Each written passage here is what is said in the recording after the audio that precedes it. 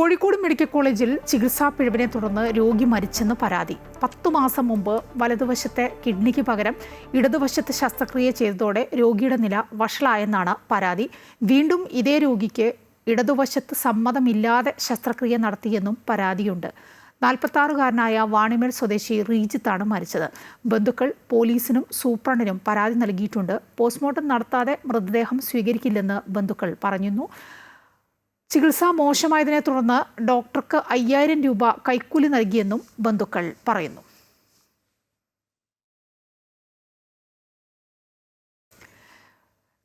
കോഴിക്കോട് നിന്ന് എം രാഗേഷ് ചേരുകയാണ്. രാഗേഷ്, മെഡിക്കൽ കോളേജിൽ ചികിത്സാ പിഴവിനെ തുടർന്ന് രോഗി മരിച്ചെന്ന് വിവരം വരുന്നു. രാഗേഷിന്റെ റിപ്പോർട്ടാണ് അത്. എന്താണ് ഇതുമായി ബന്ധപ്പെട്ട് രാഗേഷിന് അറിയാനാവുന്ന കാര്യങ്ങൾ?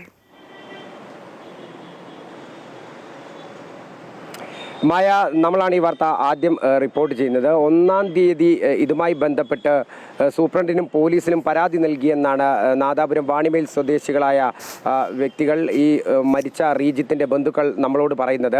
10 മാസം മുൻപ് ഓഗസ്റ്റ് 6-ാം തീയതിയാണ് ആദ്യ ശസ്ത്രക്രിയ നടക്കുന്നത്. കിഡ്നിയിൽ സ്റ്റോൺ ഉണ്ടായിരുന്നു. ഈ സ്റ്റോൺ നീക്കം ചെയ്യുന്നതിനുള്ള ശസ്ത്രക്രിയയായിരുന്നു.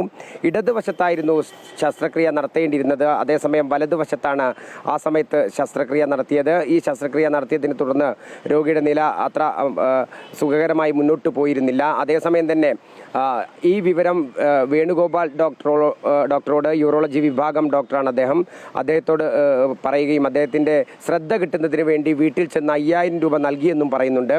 എന്നാൽ പിന്നീട് കാര്യങ്ങൾ വഷളാവുകയും ഈ കഴിഞ്ഞ ഏപ്രിലിൽ വീണ്ടും ശസ്ത്രക്രിയ നടത്തുന്ന സ്ഥിതിയിലേക്ക് പോയി. അതേസമയം തന്നെ ഈ ഒരു ശസ്ത്രക്രിയയ്ക്ക് ഇവരുടെ സമ്മതമില്ല എന്നുള്ള കാര്യം കൂടെ ബന്ധുക്കൾ പറയുന്നുണ്ട്.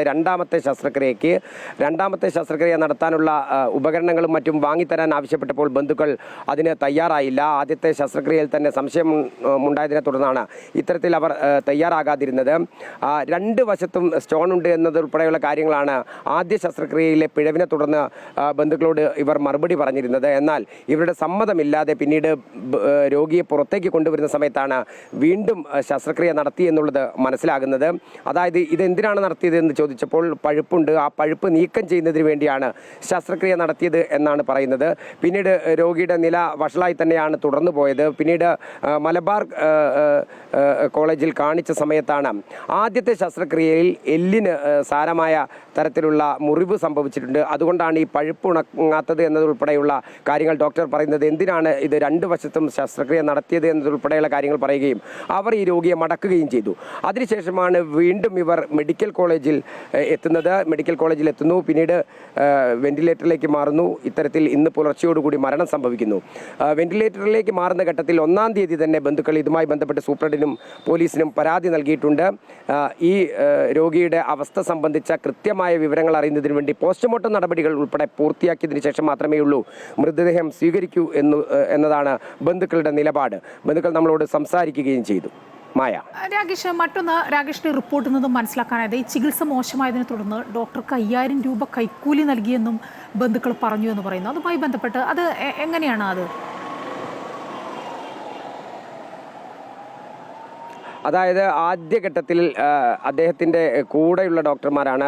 നമുക്കറിയാം, ഏതൊരു ചികിത്സാ വിഭാഗത്തിനും മേധാവി ഉണ്ടാകും. മേധാവിയാണ് ഡോക്ടർ വേണുഗോപാൽ. എന്നാൽ അദ്ദേഹമല്ല ശസ്ത്രക്രിയയ്ക്ക് നേതൃത്വം നൽകിയത്. അപ്പോൾ ഈ രോഗിയുടെ നില അത്ര സുഖകരമായ രീതിയിലല്ല എന്ന് മനസ്സിലാക്കിയതിനെ തുടർന്ന് തൊട്ടടുത്ത രോഗികളും ഒപ്പം തന്നെ മുൻപ് ചികിത്സ തേടിയ ആളുകളും ഒക്കെ തന്നെയാണ് ഇവരോട് ആവശ്യപ്പെട്ടത് എന്നാണ് പറയുന്നത്. നിങ്ങൾ ഡോക്ടറെ കണ്ടില്ലേ എന്ന്. അതിനെ തുടർന്നാണ് ഇവർ വീട്ടിൽ പോയി ഇത്തരത്തിൽ 5000 രൂപ നൽകി എന്ന് പറയുന്നത്. അതേസമയം തന്നെ രോഗിയുടെ ഈ ഒരു അവസ്ഥ കണ്ട് അവസാനം കാണിച്ച സ്വകാര്യ ആശുപത്രിയിലെ ഡോക്ടറും ചോദിച്ചത് നിങ്ങൾ ഡോക്ടറെ സ്വകാര്യമായി കണ്ടില്ലേ എന്നത് ഉൾപ്പെടെയാണ്. ഏതായാലും ഇതുമായി ബന്ധപ്പെട്ട് മെഡിക്കൽ കോളേജ് സൂപ്രണ്ടിനെ നമ്മൾ ബന്ധപ്പെട്ടിരുന്നു. അദ്ദേഹം പ്രതികരിക്കാൻ തയ്യാറായിട്ടില്ല, അല്ലെങ്കിൽ അദ്ദേഹത്തെ നമുക്ക് ലഭിച്ചിട്ടില്ല. 1-ാം തീയതി തന്നെ പരാതി ലഭിച്ചിട്ടുണ്ട്. സ്വാഭാവികമായും ഡിപ്പാർട്ട്മെൻറ്റ് തലത്തിൽ ഇത്തരത്തിലൊരു പ്രാഥമിക അന്വേഷണമെങ്കിലും നടന്നിരിക്കണം. പക്ഷേ അതുമായി ബന്ധപ്പെട്ട യാതൊരു കാര്യങ്ങളും നൽകിയിട്ടില്ല. മെഡിക്കൽ കോളേജ് അധികൃതർ നൽകിയിട്ടില്ല. ഒപ്പം തന്നെ മെഡിക്കൽ കോളേജ് പോലീസും ഇതുമായി ബന്ധപ്പെട്ട് ഇതുവരെ വിവരങ്ങളൊന്നും തന്നെ നൽകിയിട്ടില്ല.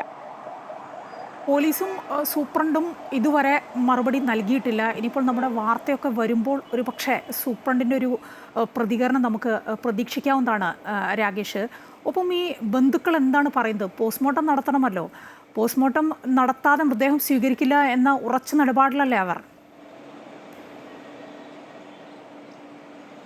അതെ അതെ, പോസ്റ്റ്മോർട്ടം നടത്താതെ മൃതദേഹം സ്വീകരിക്കില്ല എന്നുള്ള നിലപാടിൽ തന്നെയാണ്. അതുമായി ബന്ധപ്പെട്ട് ബന്ധുക്കൾ ഇപ്പോഴും ആശുപത്രിക്ക് പുറത്തു തന്നെ നിൽക്കുകയാണ്. മായ.